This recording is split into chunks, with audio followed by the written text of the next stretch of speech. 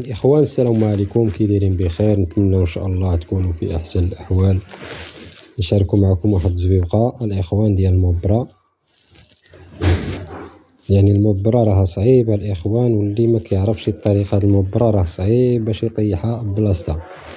وهذه هاد الزويقة ديال المخ كما كتشوفوا كتجيب هاد التعصيبات خفافين غير نص طوق. نشاركوا معكم التعصيبة ديالها هي جوري ولا هاد العام هذا شي شوية مطلوب. والتعصيبة الإخوان غتجي بهاد الطريقة هادي بالطريسن كما العادة. ها هو أي لوين عنده ذوق ديالو.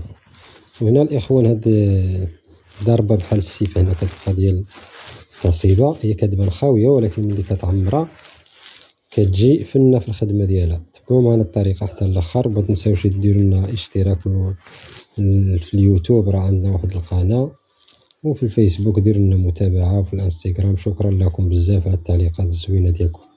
الإخوة اللي كيسولوني على الطريقة راه طرسان ماشي مفتل، يعني هذا يكون طرسان، يعني ما تحبسو باليد العسرية يكون كيدور. هذا راه الشمل وهذا اليبني، يعني الشمل خصو يكون هكا يدور، ميكونش عكس هذا يبقى يعمل لك هكا كيعمل لك هيدا راه مفتل.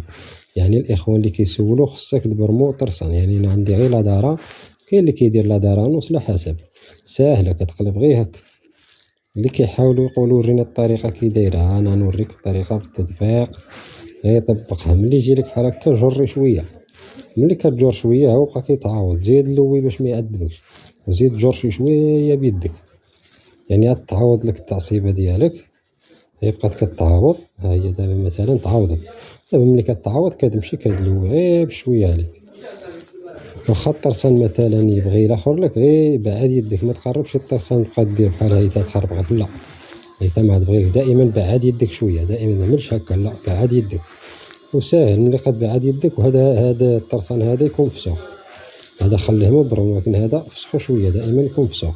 وبعد يدك شوية، كل ما كتبعد يدك كل ما هي كتساعدك وكتدور في الخط ديالها، ما تجيش مزايرة تبقى ديرها، لا دائما بعد يدك ودور.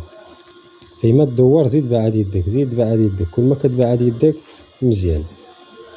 وتحياتي لكم الإخوان، وشكرا للناس اللي كيديروا لنا تعليقات زوينة وكيحمسونا نستمروا في الجديد إن شاء الله.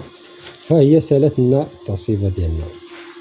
ها هو الإخوان أي لون عنده الأناقة ديالو. دابا راها فايتة، ملي كتفوتها الإخوان بلا ما تعذب راسك اعملها هيتا، دير صبعك هنا، دير هاد الطريقة هادي بلا ما تستعمل حتى شي حاجة.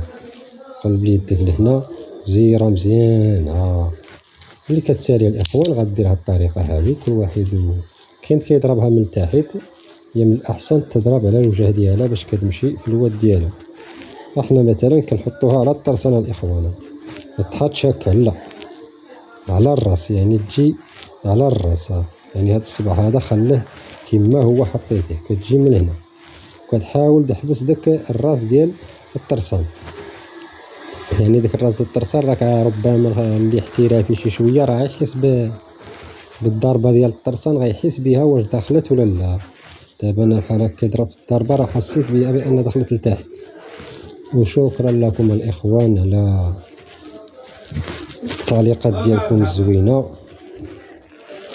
من بعد كتخرج الإبرة خصها تخرج هنا الجهة التحتية، ومن هنا كتكمل الضربة ديالك. ها الإخوان الضربة ها هي كيفاش جاتني، الا شفتو راه جات على الراس، ما خصهاش تجي التوب كيبان تما، لا هذا كتجي سواقية. من بعد الإبرة فيما خرجت كتعاودو تضربوه.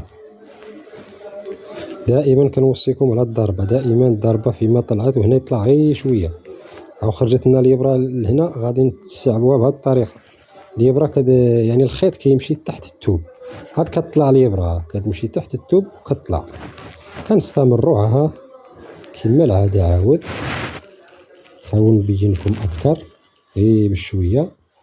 ها هي كتزيد عاوتاني الضربة. وهذا ما يكونش يتزيرو هكا، لا خلاه غير محطوط. هذا غير كيعاودو صافي كيوجهو للمسار اللي ماشي فيه، يعني هاد الواد اللي بقى لنا خاوي يمشي فيه هاد التعصيبة ويمشي بدورة مرتاح.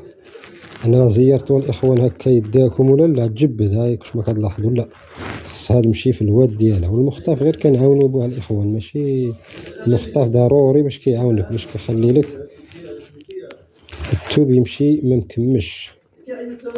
ولهنا ملي قربنا نساليو طريقة سهلة جدا بالنسبة للإنسان اللي كيقول لك وريني كيفاش تدفن بهاد الطريقة هذه ساهلة. غير بهاد الإبرة هذه غتقلبها على وجهها ماشي هيدا الإخوان اللي كيسولوا ماشي على الماضي على الراس ديالها غتقلبها بهاد الطريقة. ها هي خصك تشوف فين خرجت يعني ها فين خرجت منها خرجها في الطرف ديال الطرسان من بعد كدير الطرسان ديالك هيدا وكتحبس هاد الطراسين اللي خليناهم زايدين هاد الجويجات هادو ساهلين كتحبسهم غير بجوج هكا كتشوف المسار ديال الإبرة فين هو يعني دائما ملي تخرج الإبرة حاول ما أمكن تدخلهم ولا تدخل غير واحد مثلا ولكن أحسن دخلهم بجوج. أنا غير واحد وغنقدر نخرجهم ولكن اللي ماشي احترافي مزيان غير تعكس لكم شتي واحد كيفاش غيجي. دائما الإخوان طيروا عليهم بجوج يعني بجوج بيهم باش يجيكم. أنا نعاود لكم الطريقة دائما الإخوان ما تجيو تقطعوا هاد الطريقة هذه باش ما يوقع لكم شي المشكل ما يبقاوش واحد كبير واحد صغير لا دائما الإخوان حبسوهم بحال هيدا. غتجيب المقص غتقطعهم قاد باش حتى ملي كتبغي دير لهم هاد القضية اللي وريتكم دابا بحال هاد الطريقة هذه ما تلقاش المشكلة واحد بعيد لك لا واحد ويعذبكم غيمشي لكم في خاط واحد. من بعدها حنا طرنا عليهم بجوج شتي دابا حبسناهم بجوج ولا حبستوهم بجوج الإخوان أكيد غيخرجوا لكم لبرا. غتجيكم الطريقة ساهلة ديك الساعات كتريقل الزويقة ديالك على الخاطر ديالك كتقلب على الوجه كتشوف المسار ديال الزواقة فين غادي كتريقلو على الخاطر ديالك. مثلا جا مفسوخة حنا دابا حديناها صافي بارك عليها انت كتحكم فيها. ودائما ملي تجي تطلع الإبرة قصد هاد الجوج اللي خارجين طلع الإبرة هاد الواد الخاوي وتحكم لنا جوج طراسن ما تحكمناش غير واحد.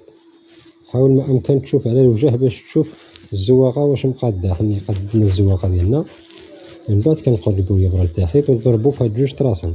دائما ضربة في جوج طراسن دائما حبسهم بجوج يعني كما كتلاحظوا هذا وهذا بجوج حبسوهم هاد الجوج هادو باش ما يفلتلكمش الخط وتبقى الترتيقة يعني لا طول العام كاع يعني ما عمرها بقلاع ولا لأن الترتيقة هي كلشي. ممكن تا تبغي غير تصابنا ولا كدا تفرش الترتيقة وتفرم لك الخدمة. من الأحسن دابا خدير ليها اللي درتي ليها صافي كتجي الخدمة ديالها حلوة. وتحياتي لكم الإخوان وشكرا لكم وعواشركم مباركة. واللي شاف لنا الفيديو عجباتو المحتوى ديالنا يدير لنا لايك ويدير لنا متابعة وشكرا لكم.